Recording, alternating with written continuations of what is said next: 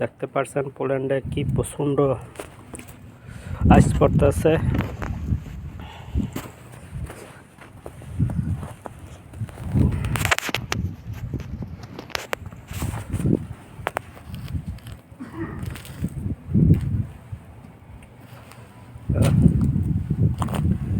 আমরা প্রবাসী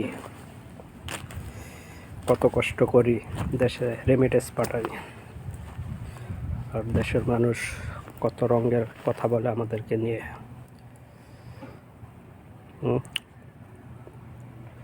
বুঝতে পারছেন কি অবস্থা? 10 মিনিট খাইলে পুরো তলায় যাবো, এমনভাবে আইস পড়তেছে। বর্তমান লেক নিসা -6-7 চলতে আছে। বুঝতে পারছেন, -6-7। তারপরও কাজ করতে হয় আমাদের। আমরা সেই প্রবাসী, কখনো হার মানি না কোনো কাজেই।